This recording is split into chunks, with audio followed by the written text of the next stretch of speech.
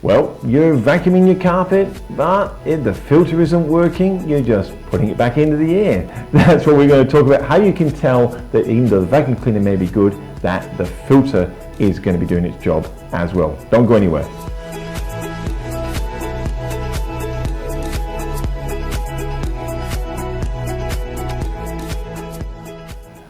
I am Franco. Geez, you were just saying before we went to the break, and we're talking about filters and carpet and how much dirt actually comes out of a carpet when you use the constructive vacuum cleaner, the upright vacuum cleaners. But I have noticed that some of them, I used to have an old vacuum cleaner, and I'm sure there was more coming out the back end of this thing that was going in the front. Absolutely. Look, I've actually asked to see a couple of people's vacuum cleaners because the carpets were looking so bad. Yes. And I thought their vacuum cleaner's just not working right. And I've actually gone to switch the machine on just to see, and you get this big puff of dust that would come out the back of it. It's like, I don't think the filter's working very well. So literally it was picking it up and picking up the gross solids, but the finer dust was where all the particulate matter that's going to create the allergy issues is. And that's been blown straight back out. So that vacuum cleaner really is a total waste of time. And that really generally describes your older style vacuum cleaners. Yeah, well I know I've had one of those, so I know exactly what it is. But then you get the people who say, okay, for a really good vacuum cleaner, what you need is a bag. And then you get the other people who say, no, you want bagless, and you want this cyclone effect, whatever they carry on about. And you can see the dirt, and the other people, no, you need a bag, and you've got to empty your bag in the bin. And what is it? Is it bag, is it bagless, or is it something else? Each of them have their own merits and drawbacks. Right. Okay, so there's no perfect system. It really depends at the end of the day what you're wanting to use and which one you prefer. Yeah. Okay, now your bagless are great because you can actually see what's coming up out of the carpet for starters. They do tend to separate the finer dust out a little bit more efficiently. Right.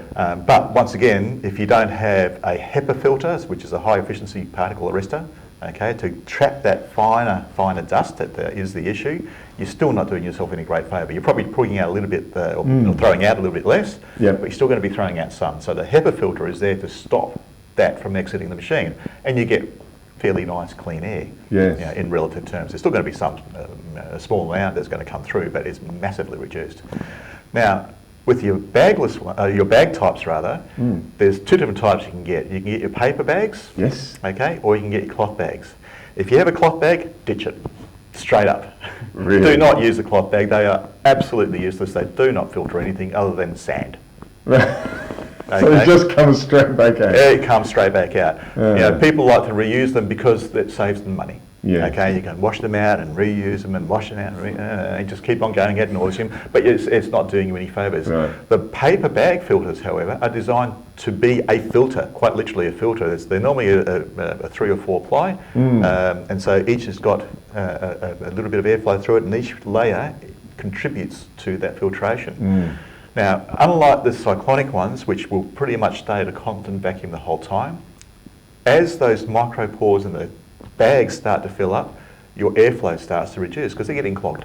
Yes. Okay, so by the time that you've got a bag that's about 30 to 50% full, you've probably lost 80% of your airflow. So are you really doing anything? So people tend to want to once again save money, fill the bag right up. Yeah. So the bag fills up really quickly, and then it starts to slow down, and then 2 weeks later you're still using the same bag. 3 weeks later you're still using it, and it's Good just value, this bag. Oh, it's been great value, but it's not actually lifting anything off your carpet again. So once again, you really shouldn't fill your bag more than 50% full. When I use one of those sorts of vacuum cleaners, I wait till 30%, ditch it, get the next one. Wow. Okay. Yes, it's a bit more expensive, but at those sorts of rates there, you're actually doing something for your carpet that is beneficial to it. But once again, they need a post-HEPA filter as well. So, you're a professional. What do you use? Look, I use a cyclonic type, okay? Right. Because for me, one of the reasons I use it, it works really well, obviously, but I can actually see what's coming up out of the carpet, and that gives me warning signs of what I need to be looking for in the carpet, because sometimes I'll come across the carpet and all of a sudden there's a big cloud of dust of something, and that alerts me there's an issue. Okay, with a bagless one, I can't see that. Yes. So for my own peace of mind, I prefer to use that. Now, as I said, there's arguments for and against, and people will have really, really heated arguments over it in the industry about which one is the best to go. Okay, and for my money, for what I do and the way I like to work, I use the cyclonic one. And that's probably the same. You know, we've got the cyclonic ones. You know, my wife, when she vacuums, she can see, and sometimes she'll come and go, where'd all this dirt come from? Mm-hmm. You know, and it's like she vacuums, you know, twice a week or whatever. She'll, how much dirt's in our carpet? Where's this coming from? You know, it's like either the grandkids have been around, or the front door was open because we're doing gardening on the weekend and stuff's blown in. It's but just general living. I mean, you can't stop dust coming into a house. And by the way, if you do stop dust coming to your house, you've probably got a very unhealthy house. Okay, which means you're not opening your windows at all. You've got no fresh air being introduced in the place. You should have fresh air, by the way. Yes. But that's another issue in itself. Sounds like someone's business name. It does, doesn't it? Fresh air, carpet cleaning. Yeah. But so if you've got a completely dustless house, you're living in a sterile environment, and that's actually doing your health zero good. Yeah. You know, you're not exposing yourself to the nasties out there, and your immune system's going to go take a nosedive with it. Now you mentioned these. Is it HEPA filters? Correct. Yes. How does someone? Because I've had a look at the vacuum cleaners. I kind of look where. Well, it's cyclonic. It's got clear. I can see it's upright. How do I know what it is? How do you know what it is? Yeah. Look, as I said, there's so many different variants out there these days. It does get confusing.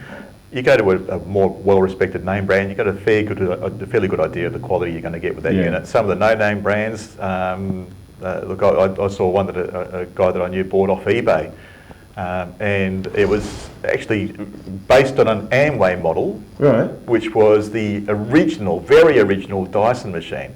Oh, really? Now, you only bought this 6 months ago off eBay. This thing howls like there's no tomorrow. It works quite well, actually. I was quite surprised at how well it worked. But how reliable is it going to be? That's a different... You know, he paid, I think it was about $80 off eBay for it. So, go figure. But the HEPA filter, is there a label, or can you just look at the instructions? It will have, on the machine itself, it'll be in capital letters, HEPA, somewhere on the machine. Right, okay. And then, so if you go in, so someone's going looking now, they can actually go to the shop assistant or whatever and say, look, where is this one got a HEPA? And they should be able to show you. Yep. Look, these days, more often than not, they do have HEPA. Yeah. Okay, if they're a decent quality machine, they'll have a HEPA. Even some of the cheaper machines still do. But if you've got real cheap, then more likely than not, it's not going to be a HEPA filter, or it's going to have a HEPA filter that's so small that it will clog up really quickly. Right, okay. So like, I don't want to push brands, but you mentioned Dyson, and they've been around for a long time. And they seem to be becoming more and more popular, don't they, the Dysons in that. But you said upright, and I'm going, Dyson do upright, but they do stick wand uprights. Are they still as effective as a normal vacuum cleaner? Personally, I don't think they're as effective. And the reason for that being, not that they're a bad vacuum cleaner by any stretch of the imagination, but your normal upright vacuum cleaners are a heavier machine, so they drive into the carpet further than a small normal stick can. Okay. So where you've got just a small amount of dirt, and it's you're doing a regular maintenance, the sticks are actually still quite good, and they're very light and easy to use. But those bigger machines will drive into the carpet further and get more out. Okay. In your experience, it's 2017, what would you expect someone to pay reasonably? I know there's a vast array, but if you're going to get something reasonable, it should be between about here and upwards, basically. Right, okay. Well, you can buy a fairly reasonably decent machine these days for about the $500 to $600 mark, and how much do you want to spend? Okay. And then it just goes from there. It goes up to there. I've heard of people paying $5,000 for a Kirby. Yes. So, and that buys you a full kit with all sorts of things and attachments that you probably never use. But look, the Kirby is a great vacuum cleaner, and there's no denying it. Okay, really depends on what your budget is. You know, there's lots of different vacuum cleaners out there. You really have to think about how much you want to spend. Just look at those parameters that I was talking about. Make sure it has a HEPA filter. Obviously, if you're using it for carpet and you've got a lot of carpet, then you really want to have that upright machine. If you don't have a lot of carpet, there's nothing wrong with getting a barrel vacuum, and then, as I said, putting a power head attachment. Not the turbo head, which relies on airspeed, but a power head, an actual electrically powered head. Right. And that will make a huge impact on your carpet as well. And even with that, if you're doing that sort of every couple of days, there's not a chance for the dirt to really embed itself in the carpet. And I think it's worth doing, because, with summing up, it's for health benefits, but also you're going to make your carpets last a lot longer. Correct. So you're just getting your longevity out of them. And then when you get guys like you, because it's recommended, isn't it, you get your carpets cleaned once a year or 12 to 18 months. Correct. And that, again, adds to the longevity of the carpets as That's well. right. Yep. Okay. So yeah, I mean, yeah, if you haven't got that grit sitting in your carpet, obviously it's going to have an impact in the long term, because that grit's not acting like that sandpaper and chafing away at the carpet and creating wear. Yeah. Okay. And sometimes even it's just a dulling of the carpet because of that chafing on it. Because with the synthetic fibres, they're quite lustrous. You get that sanding effect happening. Yeah. It dulls them, and so your traffic areas, even if after they're clean, still look that little bit dull. Yes. And that's because of that wearing happening. So if you start using your vacuum cleaner a little bit more often, and using a proper vacuum cleaner, look, my carpets at home, 28 years old, and people look at them and go, no, they're not. It's like, yes, they are. I can show you the receipt. Wow, that's great value. yeah, and because they have been reasonably well maintained, Yeah. obviously, because I've got the gear there, and Yeah. you know, I pull my vacuum cleaner out every Saturday and do Yeah. a run over it, and you know, it gets done the way it's supposed to be done. Yeah, fantastic. We'll take a break. We're going to come back. I think next time we're going to talk about, because it is that time of year when those little buggies are laying eggs in our carpet, and what we can do about that. Aren't they fun? So we're back for some more fun.